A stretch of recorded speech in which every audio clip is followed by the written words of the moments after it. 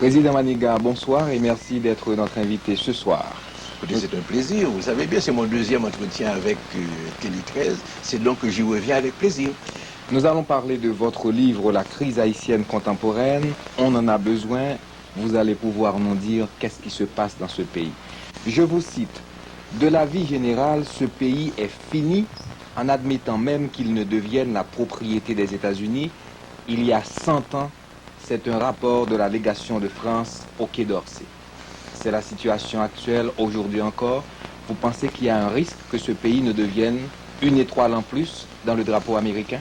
Ce risque me semble écarté, non pas par suite d'une résistance haïtienne, mais simplement parce que j'ai l'impression, d'après l'analyse des documents, que ce n'est pas dans le plan américain régional. Les États-Unis ne cherchent pas une annexion territoriale, ils veulent consolider une hégémonie régionale qui n'a pas nécessairement besoin d'une annexion territoriale. Donc on n'a pas besoin de nous. Bon, écoutez, c'est pas qu'on n'ait pas besoin de nous, on a besoin de nous sous la forme d'un pion, un instrument ou sur l'échiquier régional. Mais on n'a pas besoin de nous dans le sens qu'on veut extirper nos ressources et pour mieux les faire, il faut nous contrôler politiquement. Non, il suffit de nous contrôler politiquement sans une annexion territoriale. Et les Haïtiens seraient prêts? Écoutez, je ne dis pas que les Haïtiens seraient prêts, parce que ça signifierait un consentement. Je dis que malheureusement, la situation actuelle n'est pas de prévoir une résistance suffisamment solide pour dissuader l'Américain de le faire. Mais il est clair que je ne pense pas du tout moi-même que l'opinion haïtienne est orientée vers une annexion vers les États-Unis. Je suis de ceux qui ne le croient pas. Président Maniga, toujours pour citer le rapport de la légation de France paru dans votre livre que vous avez rapporté, vous dites « Jamais les mœurs gouvernementales ne furent dans un tel état de décomposition, parlant des membres du gouvernement de Florvil-Hippolyte. » C'est le cas aujourd'hui encore? Absolument. Absolument. Vous savez, la crise de 1896-1915 est véritablement la répétition générale de la crise d'aujourd'hui. Et la seule différence qu'il y a, c'est que de 1896 à 1915, toutes les manifestations de la crise d'aujourd'hui étaient déjà là.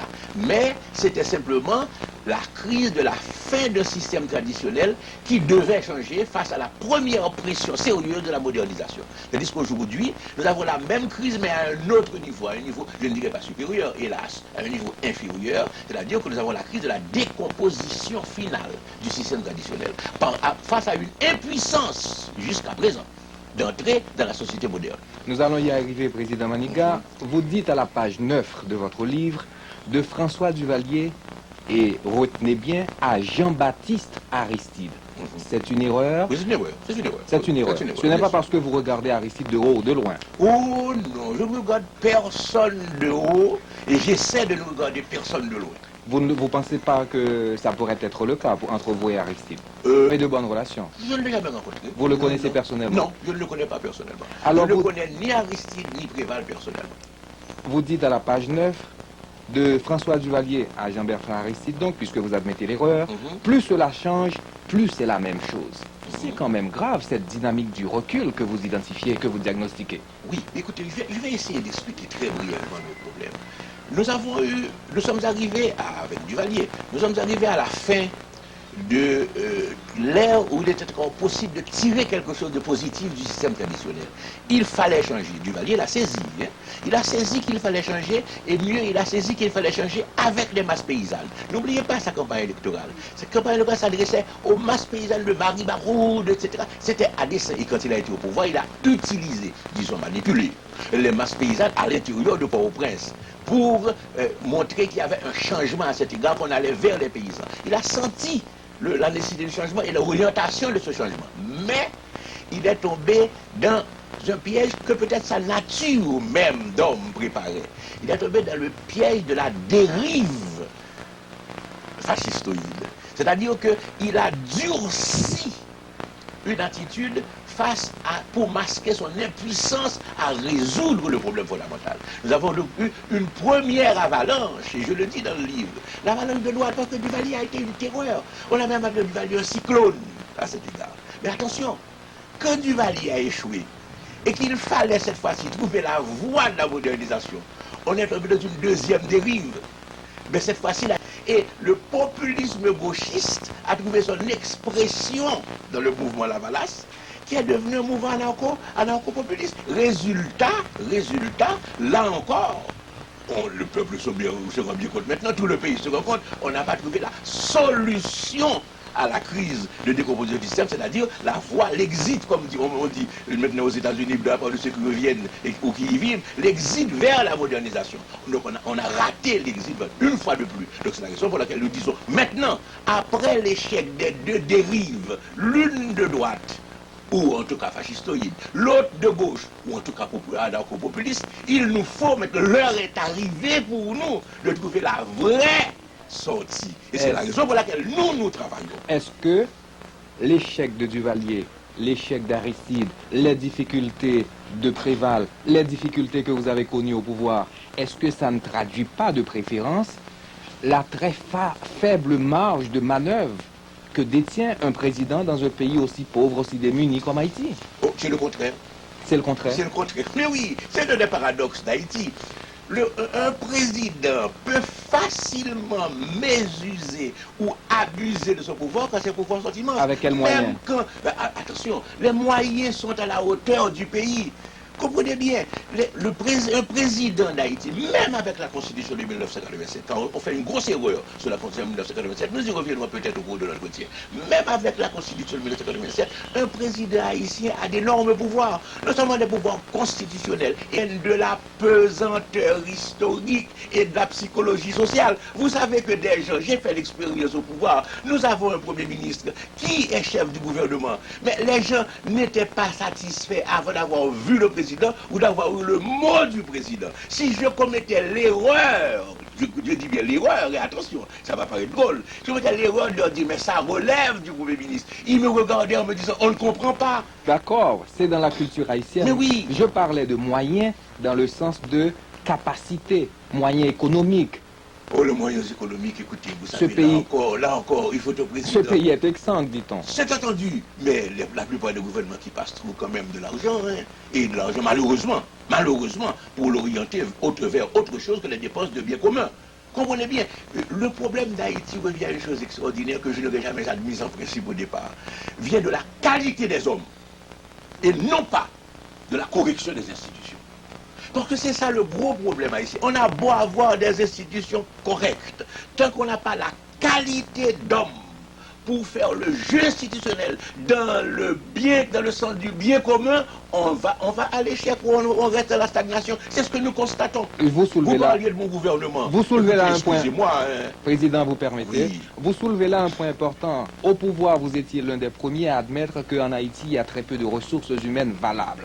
Alors, partant du principe que ce sont les hommes qui font les choses, sans ces ressources humaines valables, où est-ce qu'on peut aller? Entendons-nous. Quand je dis ressources humaines valables, j'entends deux choses. Je ne dis pas seulement la compétence. L'ignorant ne peut résoudre les problèmes complexes de gouvernement d'un pays dans le monde d'aujourd'hui. Les compétences ne coupent pas les rues dans ce pays. C'est entendu. Mais c'est pire encore. C'est les compétences alliées à l'honnêteté, car quand les compétences s'associent à la corruption, ce pays meurt plus vite quand on est des hommes intelligents et compétents qui savent comment rendre ce pays exsangue et moribond. C'est la raison pour laquelle, quand nous parlons de ressources humaines, c'est la compétence alliée à l'intégrité. Oh, je vais dire une chose. Dans ce pays, ce qu'on a réussi à faire, c'est marginaliser les hommes compétents et les hommes de bien, les hommes de savoir et de bien en même temps. Mais attention, je vais plus loin encore. Non seulement on les a marginalisés, mais on les a intimidés. Le système les a intimidés. Aujourd'hui, quand on a un homme de bien, un patriote, un homme compétent, qu'on approche pour le service public, il faut dire, oh, je ne vais pas rentrer dans le bagage ça. Oh, mon cher, ah non, pas dans le bagage ça. Et pourtant, c'est une exigence de bien commun. Le pays ne sera pas sauvé tant que nous n'aurons pas au pouvoir une équipe d'hommes compétents, intègres, avec le sens du bien commun et patriotes. Parce que, écoutez, les gens confondent. On parle de nationalisme qui deviendrait désuet. Je pourrais discuter, nous n'avons pas le temps. Parce que le nationalisme n'est pas désuet. Une forme de nationalisme. Qui s'assimilerait à un chauvinisme, à un sens étroit des choses, à un renfermement sur soi, etc. C'est évident que c'est condamné avec le monde d'aujourd'hui. mais pas tout nationalisme. Mais par contre, il y a une chose qui demeure plus sensitive, féroce que sont les relations internationales d'aujourd'hui, c'est le patriotisme. Ah, attention. Il faut des patriotes au pouvoir, c'est-à-dire des gens qui soient capables de faire passer leur intérêt privé après l'intérêt national, quand l'intérêt national est la loi suprême. Alors c'est à nous à promouvoir l'intérêt national. Ce n'est pas l'Américain qui va le faire pour nous, ce n'est pas l'étranger qui va le faire pour nous. L'étranger peut avoir de la commisération pour nous, peut nous donner une aide, mais c'est à nous à concevoir et à réaliser le bien commun national. Pour cela, il faut être patriote, car dans ce pays, vu l'état de ce pays, si on n'est pas patriote, on abandonne. Président Maniga, ou gagne pile connaissance, ou fait un pile étude, est-ce que soutenons l'autre pays ou pensez au bon meilleur destin? Définitivement. Donc vous regrettez côté vivre en Haïti? Non, ah non, c'est un choix. Je paie le coût de mon choix patriotique. Écoutez, pas plus de j'étais à Paris il y a quelques jours. Eh bien, une excellente amie, condisciple de ma femme, m'a dit, Leslie, mon cher, on a bien pensé à toi. Quand si tu étais français et étais resté en Haïti, c'est toi qui aurais assuré la succession du Rosel. Nicole Condorelli. Jean-Baptiste Durosel. Nicole Condorelli. Mais écoutez, suppose, ça aurait supposé, évidemment, une carrière en France et une carrière de français. Oh, moi, je pouvais faire une carrière en France, mais je faisais une carrière d'haïtien et je suis rentré chez moi. Mais écoutez, il y a encore un autre exemple, Jorge Castañeda.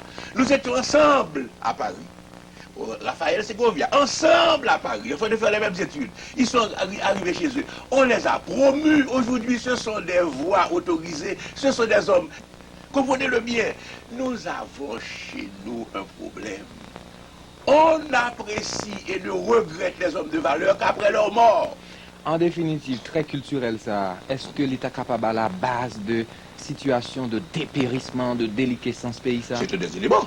Ah, c'est évident. Ce sont les hommes qui font l'histoire. C'est évident que c'est un élément. Comprenez bien, il y a chez nous... Donc vous avez en Haïti le destin de Raymond Barre en France, vous êtes brillant, mais la politique ne vous aime pas. Je ne dirais pas que la politique ne m'aime pas, je dis que vous ne réussissez pas. Les gens sont inhibés. Écoutez, on vient de nous raconter une chose extraordinaire. C'est qu'on a été quelque part, et on a dit, on a proposé la question à quelqu'un, comment voyez-vous l'avenir d'Haïti? Ah, est-ce qu'il y a du monde? Non, il n'y a personne, il n'y a aucun leader. Voilà la réponse. Si le gars était parti, il aurait dit, voilà, ce type pense qu'il n'y a personne, il n'y a pas de réponse. Mais il lui est venu à l'esprit de dire, mais oh, quoi, c'est vrai, non, tout le monde qui est, pas même qu'on seul autre qui a fait exception. Et à ce moment-là, elle dit, ah, il aime du petit bagage. Même là, je ne vais pas parler de Manigason. Manigason, il n'y a pas. Manigason est extraordinaire. S'il était bon. Mais il ne l'a pas dit comme réponse au départ. Voilà ce qu'il pense au fond de lui. Mais il a simplement dit, ah, non, pour un leader, non, pour personne. Alors, on aurait pu dire, tout ce pays, quoi? Non, le pays est inhibé. Il faut bien comprendre une chose. C'est un pays qu'il faut ouvrir. C'est un pays qu'il faut débloquer psychologiquement. Le paysan haïtien désire des choses depuis longtemps, mais il sait qu'il ne doit pas exprimer ce désir. Alors c'est ça qui nous est arrivé collectivement. Le peuple haïtien aspire à un certain nombre de choses, mais il sait qu'il ne doit pas identifier, personnifier de satisfaire ses besoins. Alors il se contente de dire, non misère, non ceci, pas de solution. Alors qu'au fond de lui-même, il soupire après. C'est ça le problème. Donc il y a ici chez nous un potentiel. Je dis que le travail actuel politique, c'est de rendre ce potentiel qui est latent, de le rendre manifeste. Il y a un capital potentiel. Il faut que ce capital, maintenant, soit investi pour qu'il donne des dividendes. C'est ça le problème haïtien. C'est ça le carrefour où nous amène la crise. Amener les gens à s'engager. Comprenez bien l'ancien système. L'ancien système, c'est que si on est pour A, B passe au pouvoir, il va victimiser tous les partisans de A. Donc, au moment de la campagne, les partisans de A ne vont pas dire qu'ils sont partisans. Personne ne s'identifie. Ah, voilà. Alors comme ça, on ne va pas changer le pays. Ça, c'est clair. Avec une attitude pareille, d'attentisme et d'espoir, mais contenu, refoulé, comprimé, silencieux, on ne change pas le pays. Il faut ouvrir ce pays, comme on ouvre une huître, comme on ouvre une coquille, pour trouver ce qu'il y a dedans. Vous parlez d'une pesanteur historique, le passé présent qui prévaut, qui prédomine la vie dans ce pays. Vous dites Haïti est un conservatoire. Pourtant, vous avez pu déceler 7 grands débats, 7 grands moments. Pourquoi, à votre avis, en dépit de ces 7 grands moments, ça n'a jamais marché? Ah, parce que Haïti n'est pas qu'un conservatoire. Il faut bien comprendre. Haïti est un conservatoire, c'est entendu, le plus fort conservatoire de la région des Caraïbes. Pourquoi? Parce que nous ayons pris notre indépendance très tôt. Je ne dis pas précoce, je ne dis pas prématuré, je dis très tôt. À partir de ce moment-là, nous avons vécu sur nous-mêmes avec notre propre expérience et nous avons plutôt conservé quelque chose parce que nous étions sur la défensive. Non, on est un conservateur, mais on est en même temps un laboratoire. Et l'une...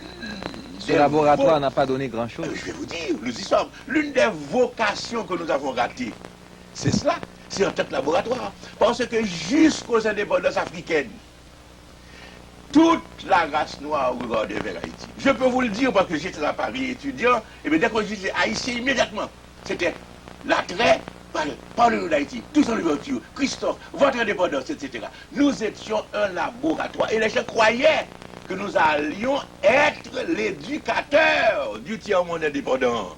En réalité, quelques Haïtiens ont rempli ce rôle à titre individuel en Afrique, c'est vrai, avec un bilan positif, avec quelques aspects négatifs, c'est entendu. Mais le rôle qu'Haïti devait jouer, ce phare, cet éducateur du tiers-monde, en tant que laboratoire, nous l'avons raté.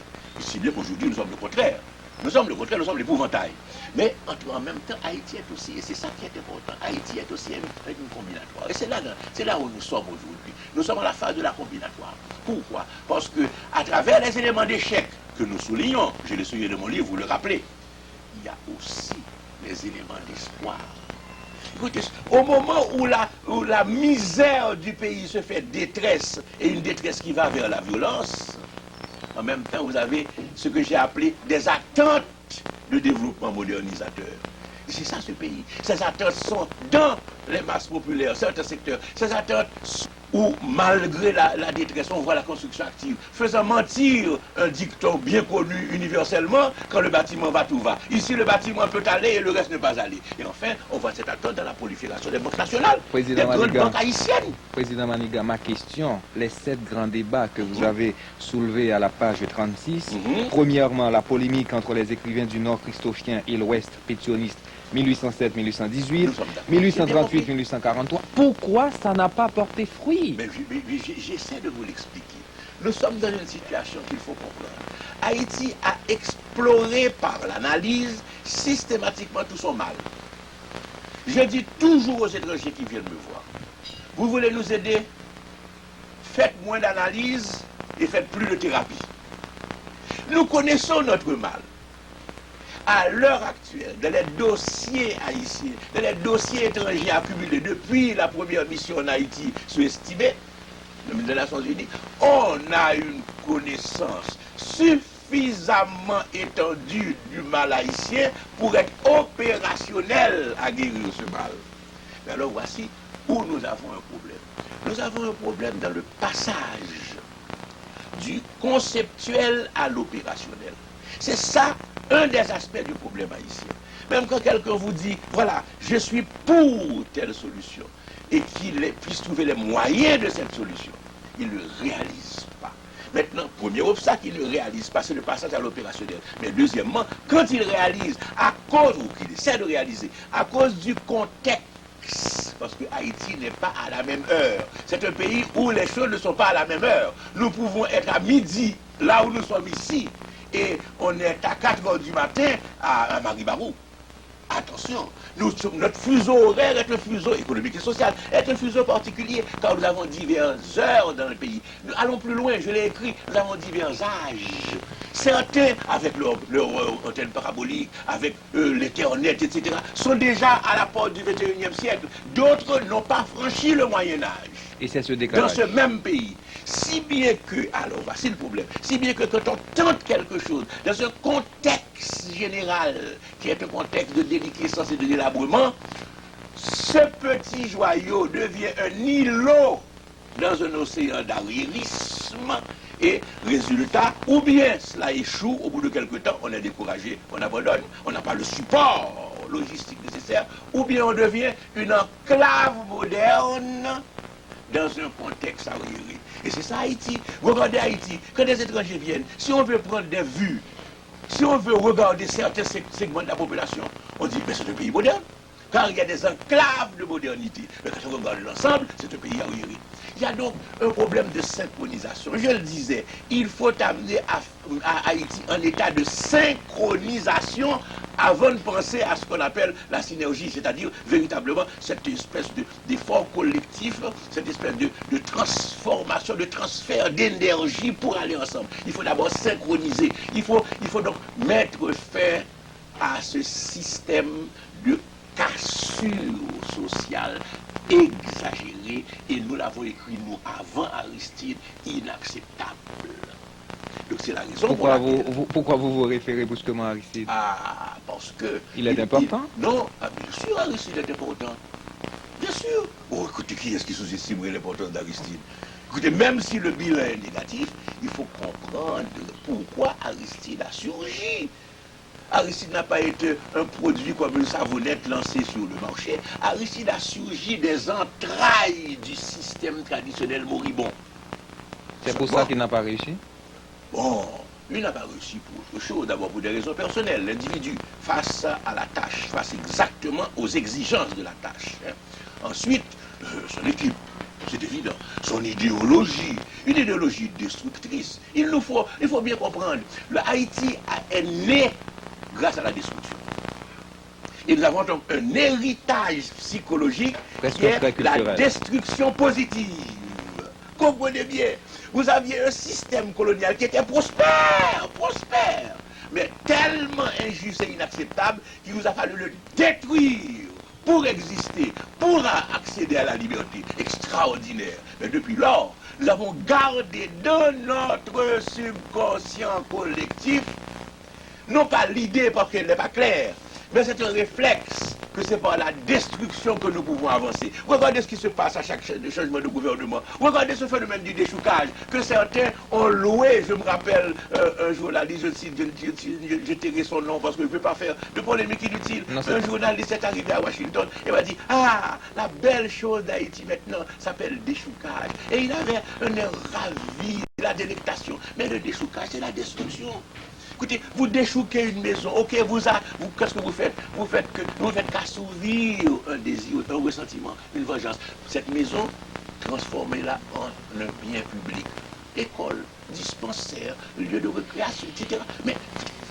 Mais nous croyons que c'est en détruisant que nous avançons, parce que nous avons l'image du mal qui prédomine, et pour avancer, il faut se débarrasser du mal. S'affranchir du mal, c'est détruire le mal. Président Maniga, vous dites que de Papa Pétion à Papa Doc, le système a très peu changé, pour ne pas dire qu'il n'a pas changé du tout, ou presque pas du tout. Est-ce que je dois poser la question sous l'une de ces trois formes? Premièrement, on a donc les chefs qu'on mérite, ou bien dois-je me référer à l'euphémisme de Marc Bazin, ce phénomène de tchoulisation, c'est-à-dire nous rester avec blanc de plus en plus, donc quand il n'y a pas qu'à marcher, nous pas résister sous lui, ou encore, est-ce que je dois me référer à votre livre, dans lequel vous dites c'est le complot contre la qualité. On a dit, Tribune Populaire, c'est un journal, vous le dites dans votre livre, le 27 juin 1902, a osé écrire, devrais-je dire, que Firmin est trop instruit pour ce pays.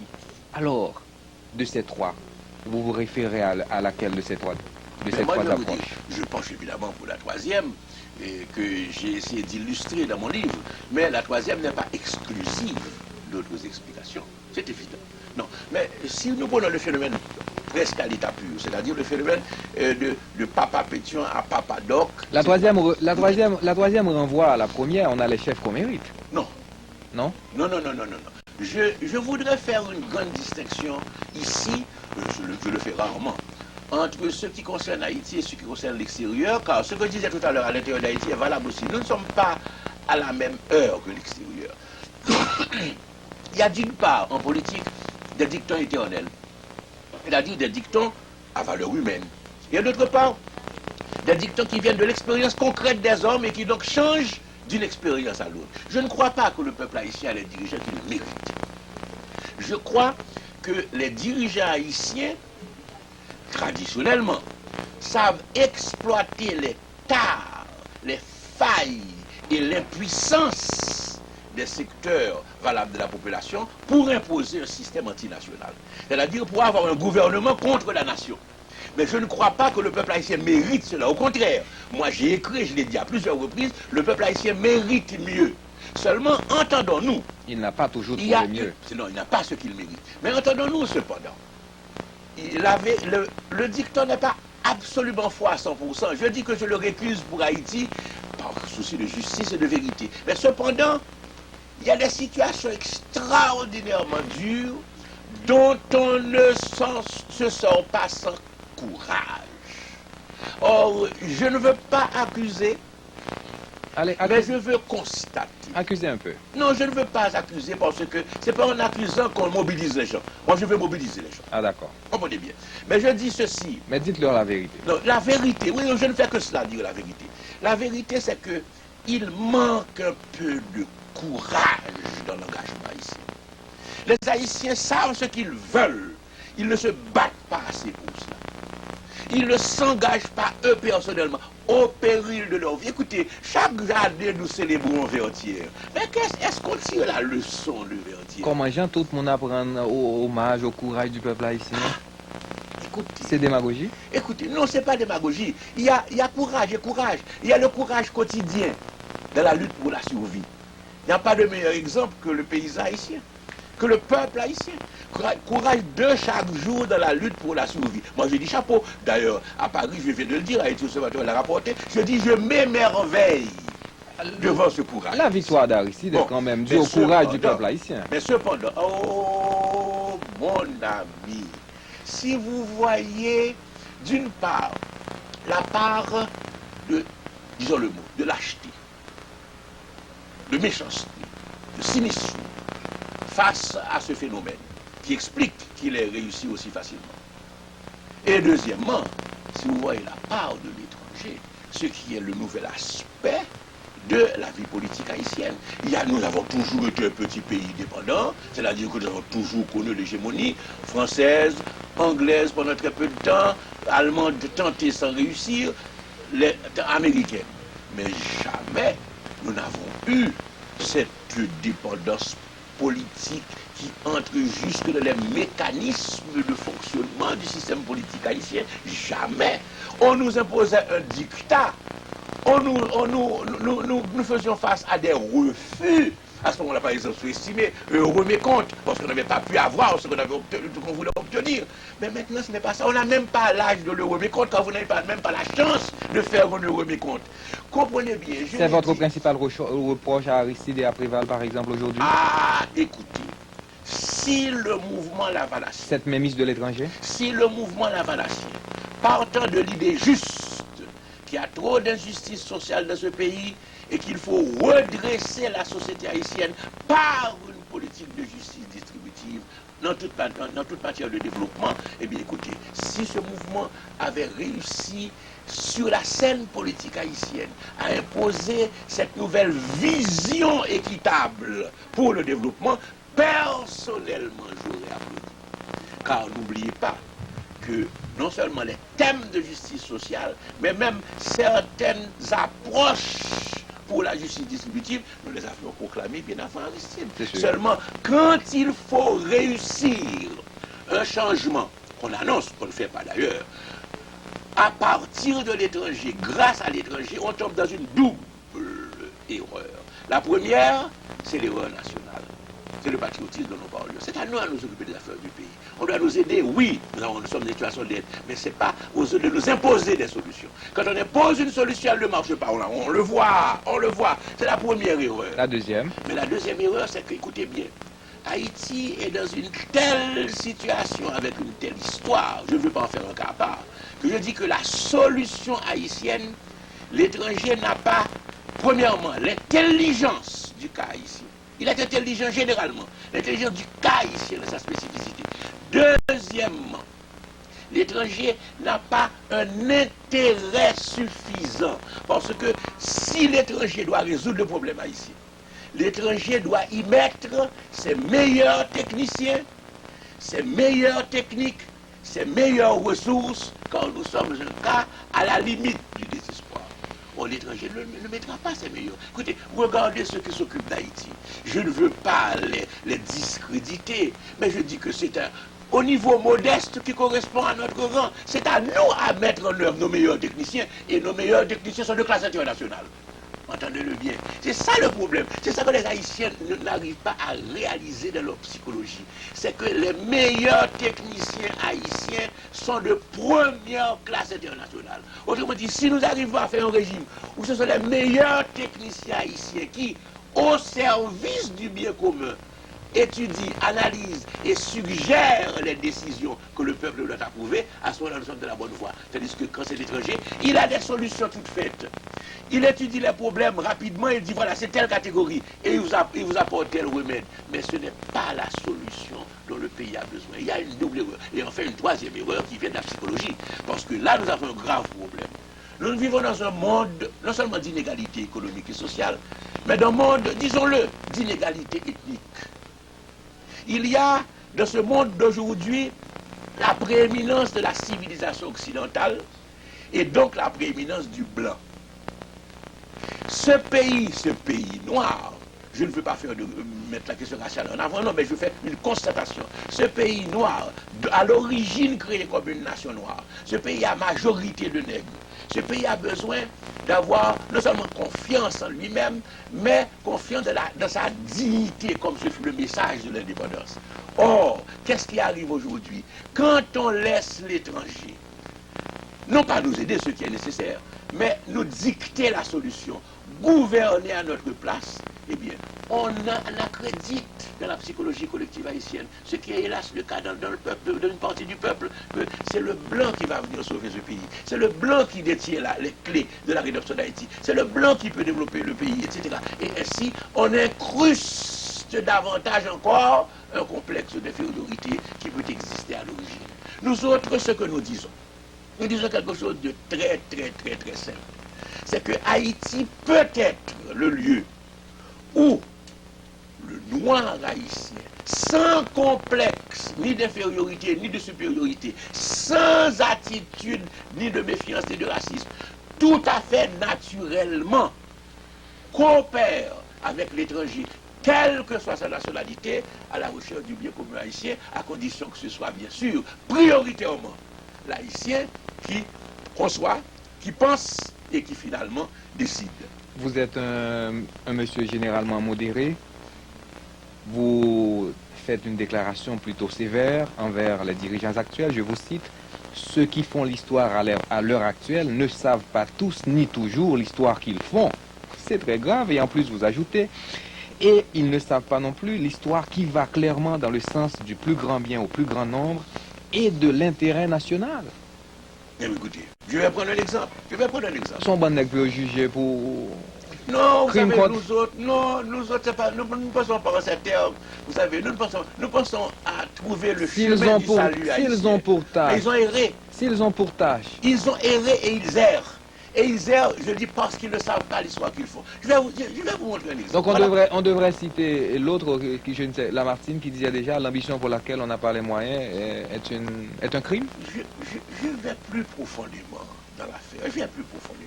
Voyez, ils ont choisi, voyant que l'obstacle pour eux était américain, à cause de leur trajectoire, de leur idéologie. Ils ont choisi de passer par l'américain pour reconquérir leur pouvoir et pour continuer à gouverner.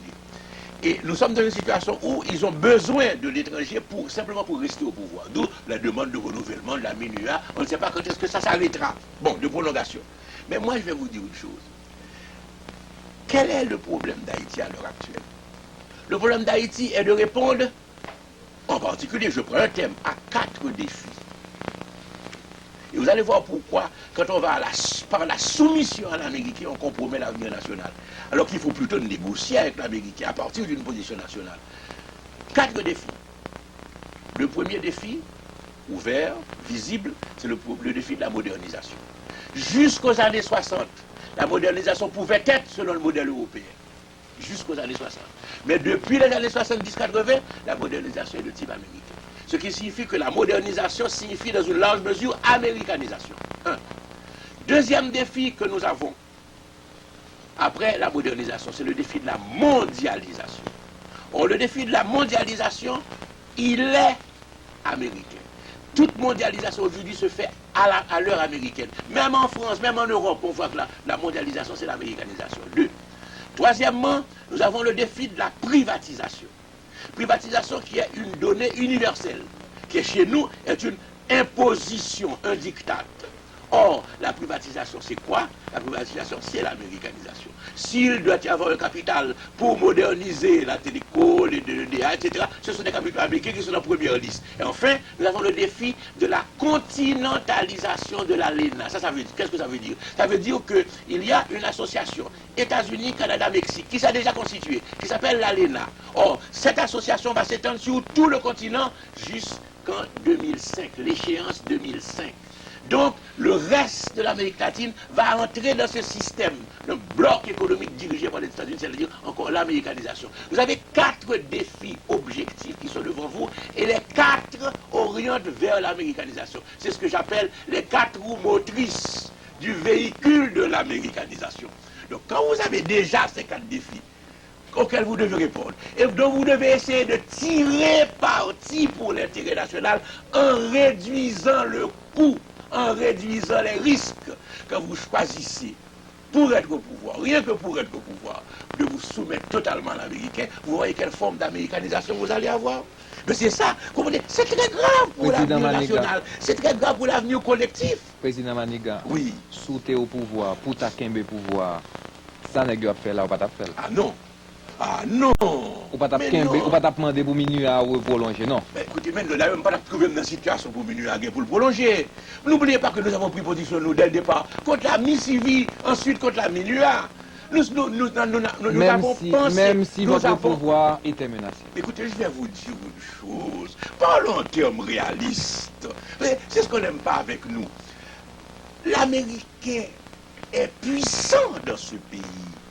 L'Américain tire les ficelles dans ce pays. Et demandez à n'importe quel haïtien, qu'il soit militaire, qu'il soit homme d'affaires, qu'il soit professionnel ou autre, son horizon est américain. Si l'Américain donne le feu vert au projet est bon, si l'Américain dit niet, le type hésite, il ne se engagera pas. L'Américain est puissant. Et c'est la raison pour laquelle je dis ceci. Si cette puissance, nous devons en tenir compte, mais cette puissance peut s'employer aussi à bon escient, si nous la guidons. Au lieu de faire une invasion de 20 000 hommes au coût de 2,5 milliards de dollars, pour pouvoir ensuite dire, nous avons chassé des militaires affreux et il n'y a pas eu un seul GI de tuer. Mais écoutez, vous n'avez pas eu un seul GI de tuer, c'est qu'il n'y avait pas d'adversaire. Vous avez fait une invasion de 20 000 hommes à 2,5 milliards et pas un seul GI de tuer, donc il n'y avait pas d'adversaire. Vous avez fait une invasion extraordinaire, sans adversaire, premièrement. Mais deuxièmement, vous avez fait partir les militaires. Mais l'Américain avait les moyens de faire partir les militaires sans l'invasion de 20 000 hommes de troupes à 2,5 milliards de dollars. Écoutez, mais ces gens étaient subordonnés, dépendants de l'Américain. L'Américain aurait pu nous débarrasser des militaires, autrement que par toute cette formule d'occupation du pays. Nous le disions. Nous avions pris position ouvertement à cet égard. Nous avons dit, mais le départ des militaires est condition sine qua non de la démocratisation. Mais pas au prix d'une invasion militaire pour nous imposer une solution politique, le retour d'Aristide. Comprenez bien, quand on dit l'Amérique est tout puissant, mais il faut essayer aussi de tirer parti de cette toute-puissance et faire les choses dans un sens qui soit moins dommageable pour nous. C'est 2,5 milliards de dollars au service du gouvernement haïtien. Mais nous, au pouvoir, recevons 2,5 milliards de dollars, le pays était sauvé. Or, on a fait une opération de 2,5 milliards pour rien, mais seulement pour rien. Ayons le courage de le dire. Nos amis américains nous permettront d'être véridiques pour faire reculer le pays. Peut-être que c'est ça Américain ont voulu. Non, je ne pense pas qu'il y a eu validité de nous faire reculer. Mais je dis voilà, 2,5 milliards de dollars dépensés et pour nous faire reculer. Vous faites remonter la crise actuelle à 1982. Pourquoi cette date? Ah, parce que je veux attirer l'attention des Haïtiens que c'est la date coupure. Vous avez les Haïtiens, c'est pas seulement les Haïtiens, il ne faut pas blâmer les Haïtiens. De manière générale, on se remet aux dates politiques. Le départ des Duvalier en 1986, donc la coupure en 1986, ce n'est pas vrai. La coupure se fait sous Jean-Claude, avec l'échec de l'expérience économique de Jean-Claude. Échec de l'expérience économique de Jean-Claude, et politique aussi d'ailleurs, qui commence dans les années 80, mais s'exprime en 82 par la conversion de statistiques qui étaient positives, c'est-à-dire favorables, à des statistiques qui deviennent négatives, c'est-à-dire défavorables. Et à partir de 82, c'est la dégringolade, et le reste, c'est la suite logique. 86 est un incident politique, une péripétie politique. La vraie coupure, c'est 82. D'ailleurs, même au niveau politique, n'oubliez pas qu'à partir de 82, Vous avez eu en Haïti une tentative de Jean-Claude de se démarquer du régime paternel en politique et de nous donner même une nouvelle constitution. Vous vous rappelez les dispositifs constitutionnels nouveaux? La coupure, c'est 82. Quand on regarde les statistiques que j'ai publiées, vous voyez clairement que c'est là que se trouve la coupure. Et que tout le reste, c'est la même phase, une phase jean-claudienne et ensuite une phase post-jean-claudienne, parce que déjà, à partir de 2022, c'est une phase post-totalitaire. Voilà le mot que les Haïtiens ont oublié. François Duvalier, c'était la phase totalitaire. Jean-Claude a essayé de maintenir, à travers une expérience économique, mais maintenir le système répressif. À partir de 2022, il a senti la nécessité de la libéralisation. Il ne pouvait pas la faire. Je l'ai dit, le fils du tigre ne peut pas devenir végétarien. Donc, à partir de ce moment, commence véritablement une nouvelle ère et nous sommes dans les affres de cette ère de décomposition générale de la société traditionnelle. La mondialisation maîtrisée, c'est le terme que vous employez à la page 233 de votre livre. En effet. Et pour cette maîtrise de la mondialisation, vous la faites en 13 points. Le premier point, vous pensez qu'il y a un capital indigène qu'il faut associer aux capitaux étrangers. Définitivement. Cette association est viable? Nécessairement. Vous comprenez, nous avons pris le chemin contraire. Là encore, voilà que les choses haïtiennes sont extraordinaires. Nous avons pris le chemin contraire. Les Américains sont venus et nous ont dit, j'espère que les Haïtiens n'ont pas oublié, parce qu'on n'en parle plus aujourd'hui, qu'il faut, pour sauver Haïti, notamment la privatisation, appliquer un principe qu'ils ont appelé le principe de la discrimination à l'envers. C'est-à-dire qu'on va écarter le capital national au profit du capital étranger. Ça a été même une suggestion d'une société financière internationale. Écoutez, mais non, on ne sauve pas un pays sans ses fils. S'il y a un capital haïtien, il faut que ce capital haïtien soit associé au développement futur d'Haïti. C'est clair. Donc là où en opposition totale avec les sites de la Toto qui dit que nèg sa yo pas doit la donner encore. Écoutez, vous savez à quel titre on veut les chasser? Je ne comprends pas, je pose la question. Oui, mais à quel titre on veut les chasser? On veut les chasser premièrement, dit-on, parce qu'il y a eu de la corruption, etc. Mais la corruption est externe aussi. Une bonne partie de notre corruption est importée. Le système américain fonctionne aussi à base de corruption. Ou bien on dit parce que le système étranger. Il dit parce que deuxièmement, leur inefficacité. Yeah. Mais attention, leur inefficacité. Il faut bien comprendre. Nous sommes au moment précisément, et c'est pourquoi je parle de nouvelle phase, nous sommes au moment d'attente de développement, où se décroche de la bourgeoisie traditionnelle, qui était rentière, usurière, jouisseuse, etc. Bon, se détache un groupe d'entrepreneurs. Nous avons un nouveau visage du capital national. Pour voir les 13 points, Président Manigas. Mais nous n'avons pas le temps de voir les 13 points. Mais malheureusement, je voudrais faire une idée générale qui est très importante pour parler de la mondialisation. Dans quelles conditions faut-il maîtriser la mondialisation? Nous disons ceci, en théorie générale, parce qu'il y a une théorie générale de tout ça, avant d'aborder les points. Une théorie générale. Au 19e siècle, et je viens d'insister là-dessus à Bologne, en Italie, au cours des journées d'études interdisciplinaires, il y a eu au 19e siècle, et j'aimerais que les Haïtiens comprennent ça. Il y a eu au 19e siècle la naissance du capitalisme industriel. Ce capitalisme industriel a été fondé sur la machine, donc l'usine. Et ce capitalisme industriel disait, laissez faire, régime libéral, pas de préoccupation sociale. Nous avons un marché de main-d'œuvre, nous utiliserons, ce sera bien, et comme ça on développera les choses. Ceci a créé la famine. Ceci a créé, à cause de nos zones rurales, un immense chômage. Ceci a créé l'émigration. Prenons un exemple, l'Irlande, dont on vient de rappeler, dont on fait l'illustration. Famine irlandaise, misère irlandaise, émigration irlandaise aux États-Unis. On peut prendre l'Italie, voilà le coût. Mais cependant, qu'est-ce qui s'est passé avec ce capitalisme industriel qui au départ était sauvage et libéral? Eh bien, on l'a amendé à la suite de l'essor des mouvements de justice sociale, à la suite des essors des idées de justice sociale, syndicalisme, christianisme social, socialisme, etc. On a amendé ce capitalisme au point qu'on a introduit la sécurité sociale et on a abouti à des sociétés à peu près d'équité sociale. Maintenant, aujourd'hui naît un nouveau capitalisme.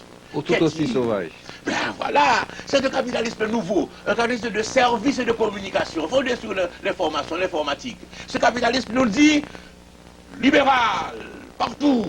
Le capitalisme se comme sauvage, force du marché, etc. Irrésistible, laissant de côté ceux qui ne peuvent pas, les laisser pour compte, ceux qui ne peuvent pas. Bon, on a le chômage, à nouveau, spectre du chômage, la misère, etc. Vous connaissez les Américains eux-mêmes. Alors qu'est-ce qui va se passer? Ben voilà pour nous le problème. Pour maîtriser la mondialisation, car aujourd'hui la mondialisation est encore sauvage. Pour maîtriser la mondialisation, il faut un nouvel humanisme d'équité sociale à l'échelle mondiale. Un nouvel humanisme mondial. Ça prendra du temps, mais c'est la façon de maîtriser la mondialisation. En attendant cette victoire progressive, il nous faut, face à nos cascades successives d'échecs, il nous faut, nous, prendre un certain nombre de mesures immédiates, d'où les points qui sont à la fin du livre et que vous mentionnez. Parmi les 13 points, je retiendrai quelques-uns. Par exemple, vous prônez la présence d'un État régulateur, mais surtout, je retiens le 11e point, un exécutif ferme. On voit très souvent, vous, un démocrate, disons, des mains, comme on dit, une main ferme dans des gants de velours, pour ne pas dire carrément vous avez plus ou moins une tendance, non, de dictateur, non? Non, dictateur, non. Non. Écoutez, quand un homme a fait 36 ans de sa vie à l'extérieur, fuyant la dictature et combattant la dictature. Il ne renouvelle pas la dictature. Non, il y a un mot extraordinairement beau de Gaulle à cet égard. Non, non, pas à mon âge, ni dans ma nature, ni dans mon âge. Non, mais par contre, l'exécutif ferme. Non, n'évacuons pas le problème pour autant. L'exécutif ferme. Vous ne pouvez pas avoir un pays en déliquescence. C'est la restauration de l'autorité de Vous l'État? ne pouvez... Non, c'est la même non, chose? Non. Restauration de l'autorité de l'État pour certains signifie qu'on va faire des abus ici, des coups de force spectaculaires là, des méthodes sauvages ici et là, on dit restauration. Mais non, on ne restaure pas l'autorité de l'État, car une fois ces coups passés, les gens recommandent les mêmes choses. On n'a pas restauré l'autorité de l'État. Non, c'est des formules creuses. Non, ce sont des formules occasionnelles. J'appelle ça des mouvements, des sautes d'humeur au lieu de solutions. Le pays a besoin de solutions durables et pas de sautes d'humeur spectaculaires. Non, je reviens à mon thème. Président. J'explique, non, c'était important. Président, là on a fait saute d'humeur en politique. Ça veut dire c'est parce qu'il n'y a pas un sens d'homme d'État? Ça veut dire qu'il y a de l'inconsistance dans la prise des décisions. Ça veut dire qu'il y a de la légèreté, de la considération de tous les aspects des choses. Ça veut dire qu'il y a une situation où la responsabilité n'est pas à la hauteur des problèmes. La connaissance n'est pas là non plus. Bon, la connaissance, évidemment, bon, ça, moi, comme je vous dis, je ne connais pas ces messieurs, mais généralement, on leur attribue un coefficient très faible de compétence, non seulement de par leur trajectoire, mais de par les résultats qu'ils donnent. Je ne veux pas entrer dans ceci parce que ça va nous individualiser les choses. Exécutif ferme. Restons au terme de l'exécutif. Qu'est-ce que vous entendez par exécutif ferme? Je vais vous le dire. Vous annoncez quoi? Je vais le justifier. Vous comprenez? Dites-nous d'abord ce qu'il est, ne le justifiez surtout pas d'abord. Ah, il faut d'abord le justifier. Si on construit une maison, c'est d'abord la fondation. D'accord. Ensuite, l'édifice. Nous besoin d'exécutif ferme, mais dis-nous ça lié. Mais quittez monsieur Côte. Pour pas cacher nous. C'est très important. Vous savez, la démocratie a des étapes. J'ai développé, dans une publication faite par le centre de Washington, le Center for Strategic and International Studies, j'ai développé une étude dans laquelle je dis qu'il y a 3 étapes de la démocratisation. Il y a une première étape qui est l'étape d'entrée dans le processus de démocratisation. Et je caractérise cette étape. Je donne les caractéristiques fondamentales. Ensuite, une deuxième étape où c'est la démocratisation mûre, fonctionnement des institutions, etc. Je donne les caractéristiques. Et enfin, il y a une troisième étape où il y a la démocratie achevée, le couronnement de la démocratie. Très peu de pays y sont. J'y mets les pays scandinaves et l'Angleterre, pas plus. Les États-Unis, je veux les États-Unis dans la deuxième étape. Et nous devons entrer dans la première étape. Voilà la chose. Voilà ce qui est important. Ça signifie quoi? Il faut faire respecter la vie. Ah, c'est le droit d'entrée. C'est le droit d'entrée. Faire respecter la vie. Faire respecter les droits fondamentaux. Faire respecter la liberté fondamentale. Avoir des élections vraiment honnêtes et démocratiques. Et assurer un passage d'un pouvoir à un autre, dans les deux cas, par élection vraiment démocratique. Bon, Haïti est candidate à l'entrée de cette première phase. N'y est pas encore. Les dernières élections viennent se faire, c'est clair, ne correspondait pas à ce critère, à ces exigences démocratiques. On n'y est pas encore. Ça signifie quoi? Ça signifie que pour entrer vers ces bienfaits de la première étape, il faut non pas une autorité laxiste, déliquescente, qui permet des poches ou des ferments d'anarchie ou des initiatives individuelles anarchiques. Mais il faut une autorité, au sens, je dirais au sens latin du terme, au sens latin original, auctoritas. Auctoritas, il y a quelque chose d'auguste, de prestigieux. C'est la raison pour laquelle la fonction de chef de l'État doit être entourée de prestige. C'est pas le cas maintenant? Écoutez, vous vivez comme moi les temps que nous vivons et vous ne pouvez pas dire que actuellement la fonction présidentielle est entourée de prestige. Moi, je pose les comportements n'incitent pas au prestige. Quoi, par Peuvent exemple? inciter à autre chose, Quoi, par mais exemple? pas au prestige. Quoi, par exemple? Écoutez, il y a une chose qui est importante. Quand on est chef de l'État, on a la responsabilité suprême du bien de la collectivité. Et comprenez bien, quand je parle de auctoritas, Auguste dit responsable, torturante pour celui qui exerce le pouvoir, à cause des exigences et des responsabilités. Donc dictature éclairée? Non, mais pas du tout. La dictature, ça signifie le bon plaisir du chef. Ici, c'est la soumission du chef aux exigences du bien commun, mais avec l'énergie pour faire respecter ce bien commun et les exigences de ce bien commun. Vous comprenez? Vous ne pouvez pas laisser faire n'importe quoi. Chacun tire à U et à dia, surtout dans une situation de misère. Il faut de l'ordre. Mais l'ordre, ce n'est pas un ordre injuste, c'est l'ordre qui recherche la justice. Chercher la justice. Ah, c'est important. Et pour nous, là, c'est cette force de la loi, cette autorité des normes et des règles qu'il faut faire respecter. C'est l'ABC du pouvoir présidentiel. Dans un pays comme Haïti, où tout s'en va à volo, où tout est en liquescence, où chacun croit qu'il peut satisfaire ses besoins selon ses intérêts sans normes, il faut une autorité centrale, non pas au service de l'injustice et des abus, mais une autorité centrale au service du bien commun pour faire respecter des règles claires, valables pour tous et non pas valables pour certains, tandis que d'autres peuvent violer ces normes indéfiniment à leur profit. Donc c'est pourquoi il faut une autorité. Une autorité, mais qui soit accompagnée de prestige, qui soit accompagnée de crédit, qui suscite la fierté et l'adhésion. Quand je fais quelque chose, même si je le fais d'une manière autoritaire, et je dis, j'explique, c'est pourquoi je faisais l'éthique conservationnelle, j'explique pourquoi je le fais, dans le sens du bien commun. Les gens disent, ah mon cher, c'est vrai, oui, Deng avait raison, mon cher, nous d'accord avec lui. Mais c'est ça la différence. Il faut un exécutif ferme, parce que nous sommes en période d'anarchie. Il faut faire fonctionner les institutions, faire respecter les normes, faire triompher la justice. Président Pour ça, Maniga. il faut de l'autorité morale. Président Maniga, vous avez aussi parlé dans l'un de ces 13 points d'un redressement moral. Mais revenons à la page 55 de votre livre. Vous dites que c'est le passage de la dictature à la démocratie que nous n'arrivons pas à faire. La chance avec mon gouvernement, mais j'emploierai un mot que le droit et qu'on emploie très souvent en droit. Est-ce que vous pensez, avec les élections contestées qui vous ont amené au pouvoir, est-ce qu'on peut partir d'un biais pour arriver à réussir, à cette réussite? Écoutez, comment s'est faite la démocratisation au Chili? Comment s'est faite la démocratisation en République dominicaine? Regardez l'exemple européen.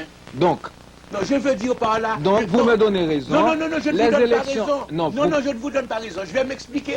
Attention. Non, j'ajoute. Je connais trop bien tout ce qu'il y a derrière des questions de ce genre pour ne pas me donner clairement ma position. Attention. Vous dites des élections contestées. Oui, mais dans quel sens ces élections? Non, mais j'ajoute un dernier mot. Les élections que vous avez...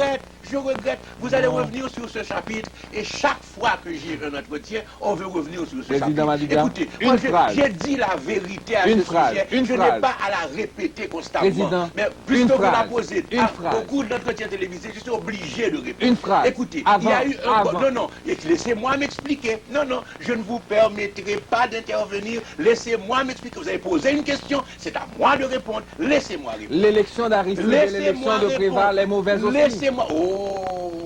C'est ce que vous avez dit. Écoutez, vous avez constaté les choses comme moi, mais ne m'interrompez pas sur la réponse à ma question, parce que le public, une fois de plus, doit m'entendre confirmer des vérités qu'aujourd'hui, heureusement, il sait. Élection contestée, comment contester? Il y a eu des gens qui ont pris une décision légitime de ne pas aller de boycott. Ah, attention, hein, attention, il faut bien faire attention aux choses. Des candidats qui étaient considérés comme importants dans la course présidentielle, des candidats qui étaient considérés comme pouvant gagner dans la course présidentielle, ont décidé de boycotter à la suite des événements de novembre. Donc, ils n'ont pas participé à ces élections. S'ils avaient participé, probablement les choses auraient pris une autre allure. Mais ils ont eu une décision de boycott. Dites plutôt, si vous voulez être honnête vis-à-vis de moi, dites plutôt que j'ai bénéficié de leur boycott. Ça, j'accepte. Mais ne me dites non, parce que quand on dit la manière dont il a pris le pouvoir, j'y étais à des élections, seulement mes principaux adversaires ont boycotté. Ça m'a rendu la tâche plus facile. D'accord. Écoutez, c'est ça la vérité. C'est ça qu'il faut dire. J'emprunte votre approche et je dirais que vous avez bénéficié de leur abstention. Du boycott de mes adversaires. Du boycott de vos adversaires. Ok. Oui. Maintenant, ma question.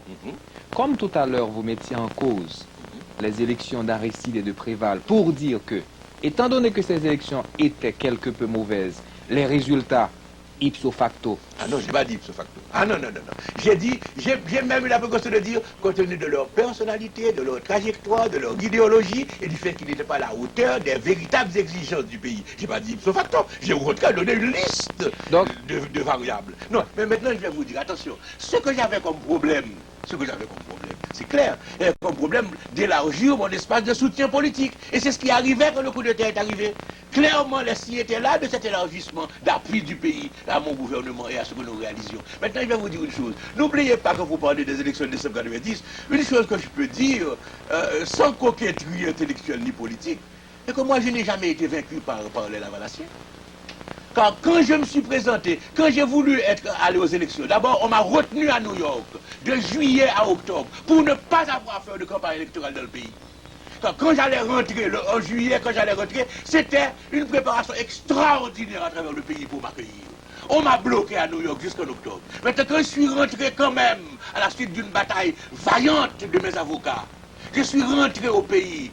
Et qu'est-ce qu'on a fait? Le CEP m'a interdit de participation aux élections. Si bien que moi, je n'ai pas été battu par les Lavalassiens en décembre 90. C'est très important. Je n'ai jamais eu à confronter les Lavalassiens pour ma part. Il ne faut pas l'oublier. Maintenant, regardez ce qui s'est passé en décembre. C'est pire que ce qui s'était passé certainement en janvier 88. Et cependant, tout le monde accepte sans rechigner la légitimité. Ce pays a une certaine malchance, à savoir que quand quelque chose de bon arrive, on le chipote, on le chicane. Quand quelque chose de mauvais arrive, on se résigne ou on applaudit. Écoutez. Président Maniga, parlons maintenant un peu de l'armée. Vous dites dans votre livre que nous n'avons pas toujours eu une armée au sens institutionnel du terme. C'est exact. On l'a eu quand? On a eu une armée régulière à partir de l'occupation américaine, c'est entendu. Avant, on a eu aussi des efforts. Par exemple, sur Salomon, il y a eu une réforme militaire avec les Gibosiers, etc. Une mission militaire française pour nous donner une armée. Mais d'autres fois, l'armée était une ossature. C'est-à-dire qu'il y avait, je l'ai expliqué dans mon livre, l'armée était composée de généraux auxquels on donnait des brevets. Et ils étaient commandants d'arrondissement, commandants de département, etc. Et pour le reste, on recrutait comme ça au hasard quand on en avait besoin, quand il fallait marcher sur Port-au-Prince ou quand il fallait défendre le gouvernement, etc. Il n'y avait pas une armée institutionnelle, une armée régulière. Par exemple, quand on a voulu imiter la France, on n'a pas pu réaliser un service militaire obligatoire comme la France l'a fait avec la Troisième République. Et pourtant, la tentation a été ici de le faire. On n'a pas réussi. Donc il faut bien comprendre, c'est à partir de l'occupation américaine, la création de la garde d'Haïti, puis transformée en force armée, que nous avons eu pendant une période près de demi-siècle, ou plus de demi-siècle, nous avons eu véritablement une institution militaire. Cependant, ce que je dis et qui est important, c'est que l'esprit militaire est universel chez nous. Ça, c'est certain. Le type de commandement qui est dans l'esprit haïtien est un type de commandement militaire. La dislocation actuelle de l'armée entraîne-t-elle, à votre avis, la dissolution véritable, automatique, et qui sera confirmée, selon vous, un jour? Oh, il faut beaucoup de temps d'ici le 21e siècle. Il faut attendre. D'ailleurs, vous savez, au début, c'était presque de l'allégresse quasi unanime que les gens avaient vu la dissolution de l'armée. Vous voyez aujourd'hui les débats sur cela. Tous les problèmes que ça pose. On commence à revenir un petit peu sur cette idée parce que c'était... Vous pouvez oser un pronostic? Oh, je ne sais pas. Tout va dépendre évidemment de la tournure politique des choses, mais il est certain que j'aurais dit que l'abolition de l'armée est définitive, est totalement définitive, si cette abolition avait eu lieu dans un cadre régional. C'est-à-dire, la République dominicaine avait l'abolition de l'armée, Cuba avait l'abolition de l'armée, etc. Alors j'ai dit, dans le cadre d'une décision régionale, c'est une bonne chose. Mais dans le cadre d'une décision exclusivement nationale, avec le contexte régional, avec les problèmes internes, avec les failles, avec la crise que vit le pays, etc., je crois que l'abolition de l'armée pose beaucoup de problèmes qu'il faut résoudre. L'armée est appelée à revenir? Oh, pas l'ancienne, pas non, sous la forme ancienne, évidemment pas, mais l'institution. Des forces d'ordre au service du bien commun, je crois que c'est indispensable.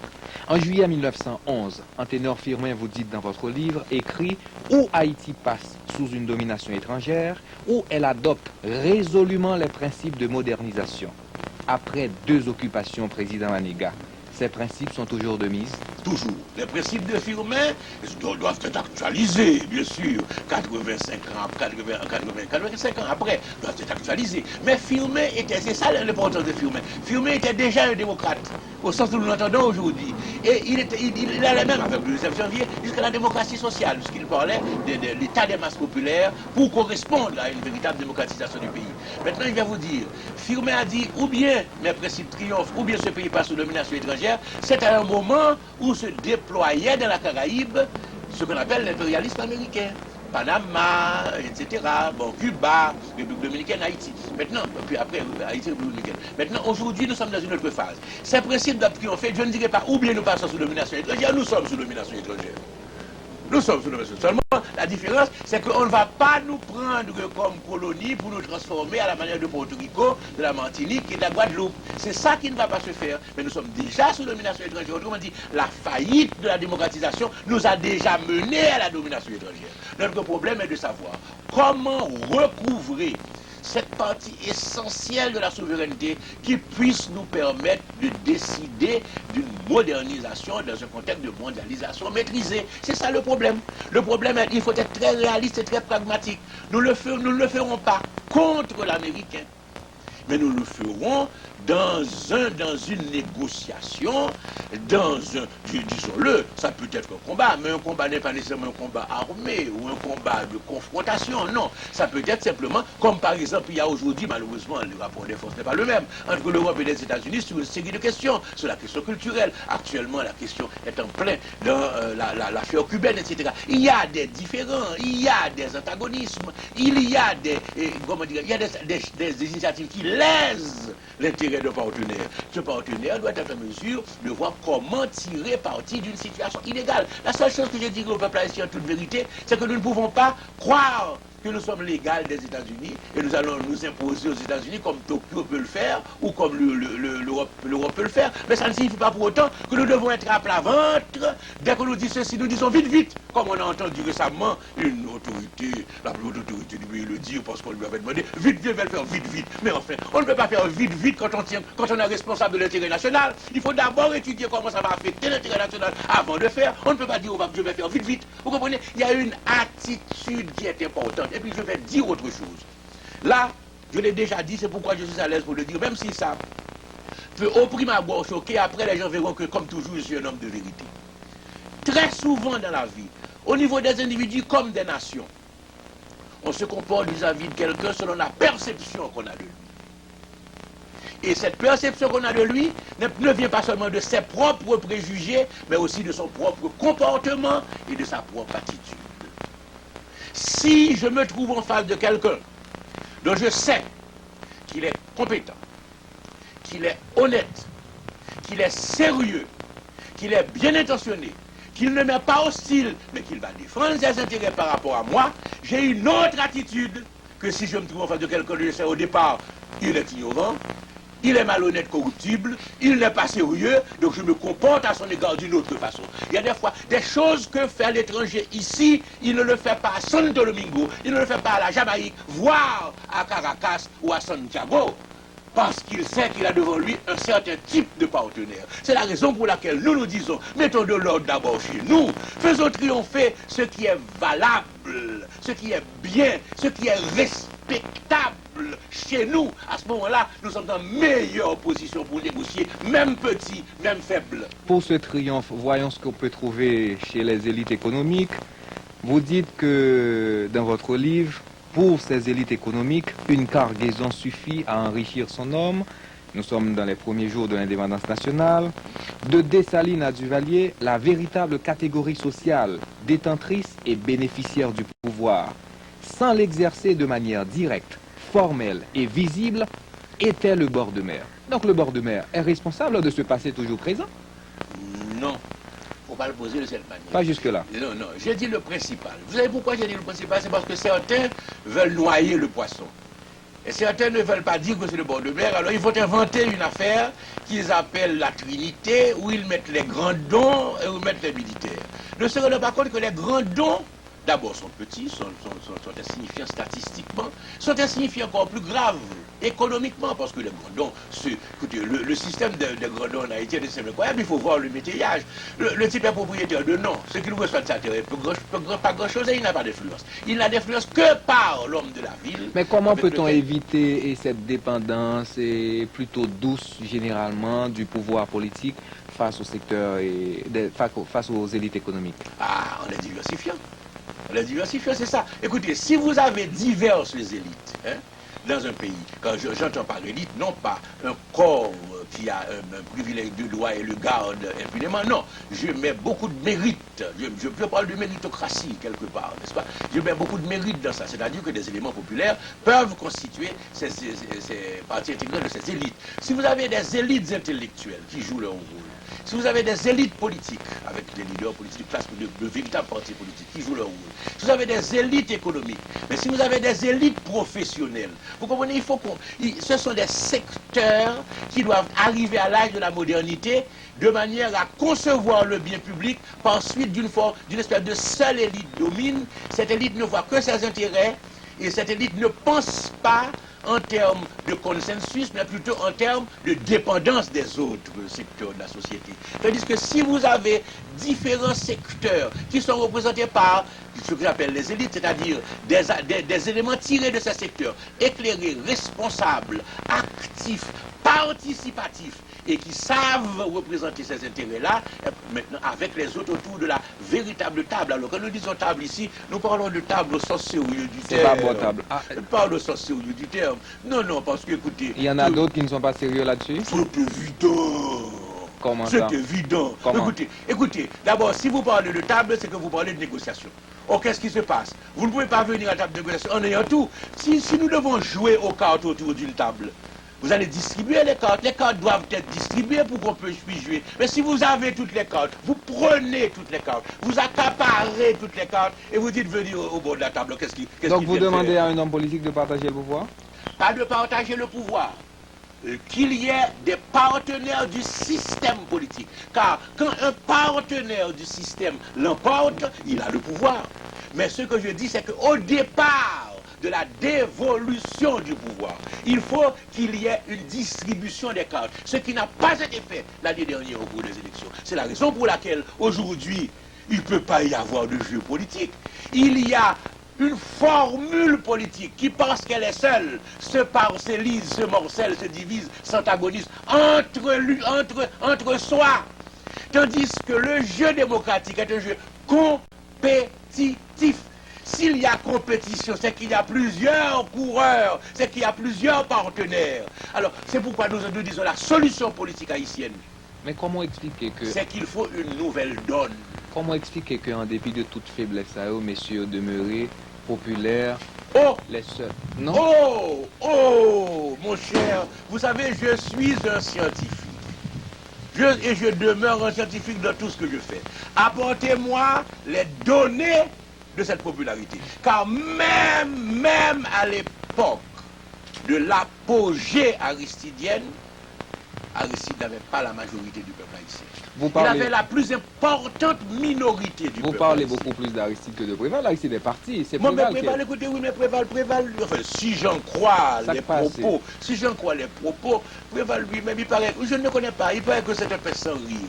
Ça veut dire quoi? Il peut dire des choses comme ça, on est là sérieux pour faire rire et qui sont des vérités. Il paraît qu'il aurait dit à un commerçant qui lui disait, ah mon cher, à cause de popularité, il dit, ah mon cher, on connaît très bien pas populaire. Enfin, on lui attribue ce propos. C'est peut-être pas vrai. C'est une blague haïtienne. Les Haïtiens sont extraordinaires d'humour. Mais écoutez, non. Non, écoutez, non. Quand on parle aujourd'hui de la situation haïtienne, je crois que on ne peut pas parler en 1996 en termes de 90, en termes de décembre 90. Écoutez, vous êtes un animateur de médias, il y a les stations de radio, il y a les journaux. Voyez ce qui se dit, voyez les critiques qui se font. Comment peut-on pas évoquer les données de 90? Vous êtes quand même, vous n'êtes pas du tout gentil avec les hommes politiques. Vous dites que ils n'ont aucun sentiment moteur d'abnégation pour faire avancer les affaires du pays à la page 66 de votre livre.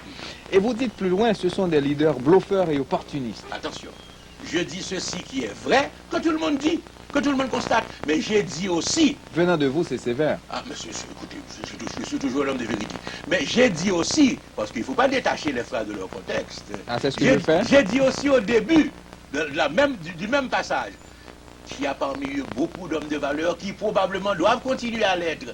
Je dis, il y a parmi eux beaucoup d'hommes qui ont fait des sacrifices, parfois même de leur vie. Et j'ai dit, pour commencer le paragraphe que vous citez, car heureusement j'ai bonne mémoire, pour commencer le paragraphe que vous citez, j'ai dit ceci. Les hommes politiques ne sont pas plus coupables que le reste du pays, ils sont à l'image du pays, seulement ils sont plus en vue et on voit leurs défauts, mais ce sont les défauts de la collectivité. Non mais science politique là dit que c'est une politique pour qui va le ton. Oui, donc il faut donc bien... Parce que c'est un jugement équilibré que je porte. Regardez, si vous me dites, voici les défauts de la classe politique, mais j'ai dit quelles étaient les qualités aussi. Donc, il y a un équilibre entre qualité et défaut. Je dis ceci, que cette classe politique n'a pas été à la hauteur de la conjoncture quand nous saurions trouver la solution de la démocratisation après 10 ans. C'est ça. Après 10 ans, c'est ça le constat. On a essayé de faire un petit hit parade de la situation politique. Oh, non. Pas fait ça. Non, pas moi. Pas vous. Pas moi. Non. Je ne vais pas me discriminer. Bon, en fait. Il y a des hommes de valeur. En fait, l'autre genre. Est-ce que nous avons une projection pour le pays à la... Est-ce qu'on pense aux prochaines élections à bien de meilleures têtes qui paraissent ou bien à bien même raz-de-marée et disons... Qui s'accrochent et qui continueront de s'accrocher en dépit de toute vraisemblance.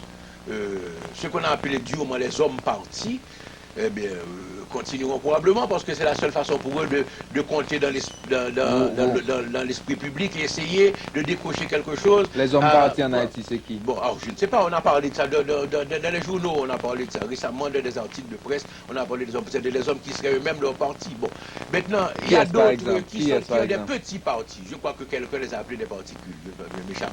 Eh bien, ces petits partis continueront aussi parce qu'ils ont leur fonction. Les petits partis, à votre avis, c'est qui va? Ils ont leur fonction, ils ont leur rôle, et seulement ils n'ont pas de Président, je constate que vous ne répondez plus aux questions. Non, je développe ma pensée, et je tiens à continuer à développer ma pensée de la logique de cette pensée. En Amérique latine, on dit qu'ils n'ont pas de option de poder. Ils savent qu'ils n'ont pas d'option de poder. Cependant, ils continuent à vivre parce qu'ils ont plus une fonction. Maintenant, il y a des partis qui ont une option de poder, c'est-à-dire des partis sérieux. Seulement, il se peut que surgissent de nouvelles têtes. C'est possible. Parmi les partis sérieux, vous citerez qui? Ce que je veux dire, écoutez, si je cite parmi les partis sérieux, ça signifie que les autres ne le sont pas. Vous comprenez? Disons BAM 4. Mais non, je ne vais pas vous donner 4. Écoutez, à l'époque où l'IRI et le NDI... Donc c'est étranger encore pour qu'il faire classement? Non, c'est pas l'étranger qui a fait classement, mais bon, classement étranger fait. Attention, c'est pas étranger. Pour qu'ils soient pas nous-mêmes? Non, parce que moi-même, moi impliqué dans la lutte politique, et me pas voulais que l'homme dit un tel sont bons leaders politiques, ça signifie que les autres ne sont pas bons leaders politiques. Non, c'est une question de justice et c'est une question de politique. Car nous avons besoin de tout le monde dans la bataille qui va venir. Nous avons besoin de tout le monde. En Haïti, il y a un problème qui est important. Aux États-Unis, il y a deux personnes qui gourmets et puis après, ils ont la main. En Haïti, l'autre du bagage qui meurtri, qui blessé, il y a un monde qui a un dent et ça va pas un péché ou une action nécessaire. Ouais, ça pétition avec des salines fer. Il y a gourmet dans la guerre du Sud, une contre l'autre, 2 ans avant. Et 2 ans après, une baille l'autre mais gourmand sans point de balance là, c'est rare pour voir ça répéter. Mais ici, même fait ça qu'on y a. Parce que le recul est partout. Ah, le recul est partout. Le recul est partout, c'est évident. Alors, si vous voulez, qui me dire, mais ça, messieurs, te dit, même, il te dit, la balasse, évidemment, il te dit FNCD à l'époque, Baranti, je dit ça toujours. Gain différent. Je dis Pampra, oui, parce que pas de quoi tout bas qui passe. Je te dis Pampra, je te dis Conacom, je te dis NDNP. Ou en 5e position? Non, je cite mon 5e position. Pas dit mon 5e position. Parce que je ne sais pas si bagaille. Bon, bagaille, vous ne connaissez pas, il y a 2 enquêtes qui font de popularité. Ou les sûrement, puisque je connais des disciples de la presse. Ou connaissez des côtés. En quelle position, oui? Avant prépa. Avant prépa? Ah, ou pas connaître ça, ou pas connaître, cherchez-les. Cherchez-les. Ce n'est pas moi qui fais, c'est étranger qui fait. Et là, ça me bat candidat, préval de candidat. Alors, mes Donc Préval a bénéficié de votre abstention? C'est possible. Ah mais oui. Et de l'abstention des autres aussi, mais bien sûr. Mais la différence, c'est que c'est eux-mêmes qui mettaient nous en condition de ne pas participer en nous excluant. Ah, mais différence là. Son jouet qui fait comme ça pour ça passer, j'en passe là. Et puis après, je dis, ah, je support, je support. Ah oui, mais ça fait au départ, l'empêche au support. Président Manigal, il était 1 minute, qui soit aimé dans la vie?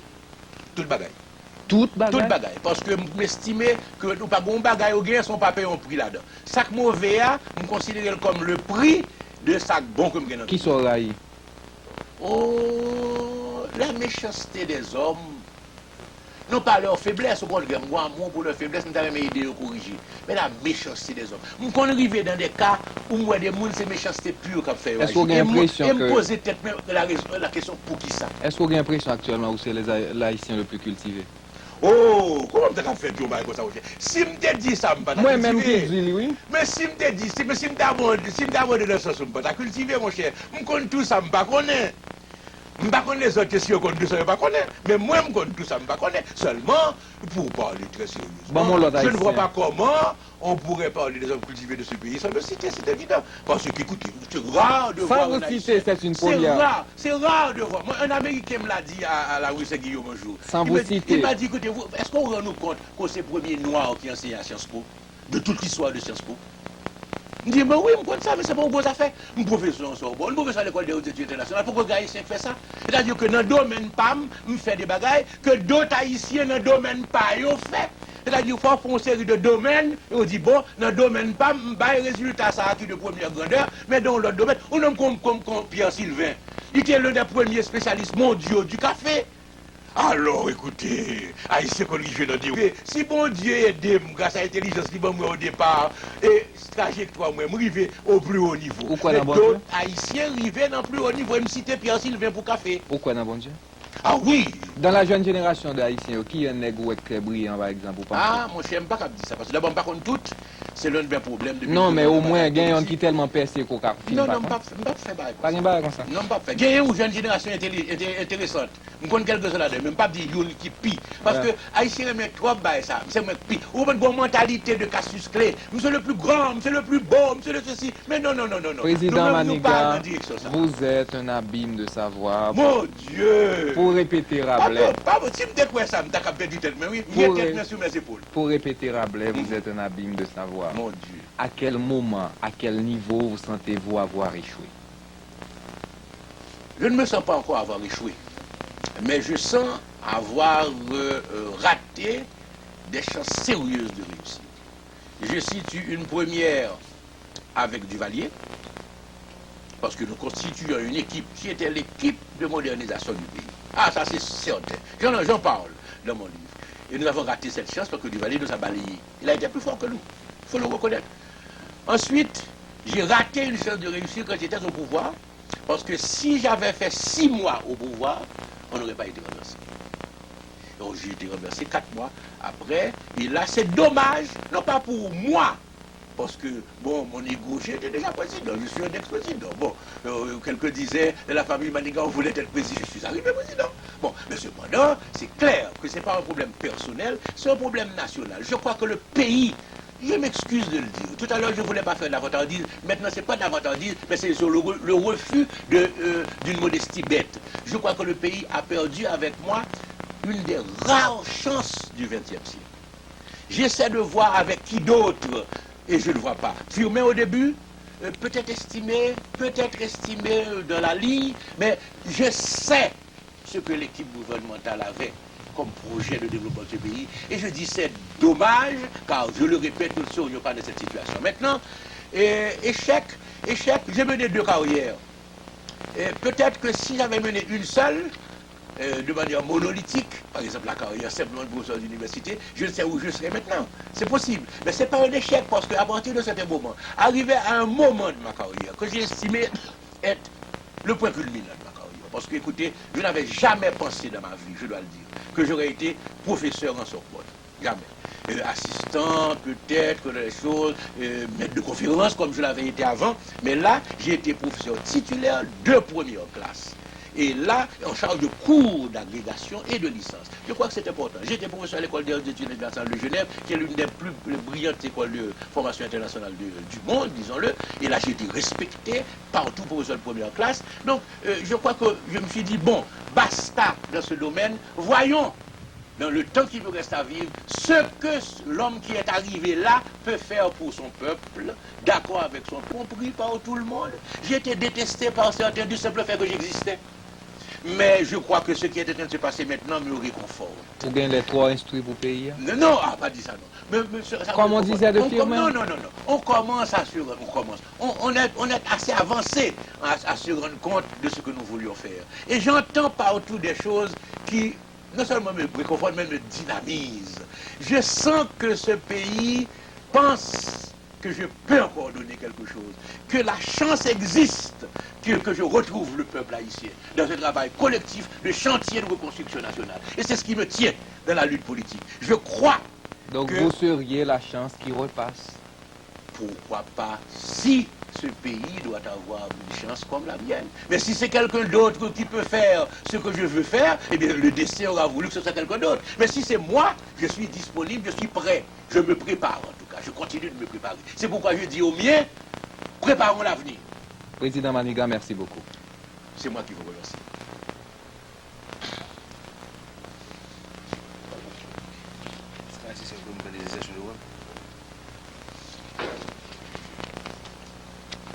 Merci. Bon, on va voir. Quand est-ce que vous passez? Demain soir. C'est demain soir? Oui. Oh, je pensais que c'était plus tard que ça. Il faut Non, c'est... À quelle heure? 9h30. 9h30. Bon, il faut que j'avertisse.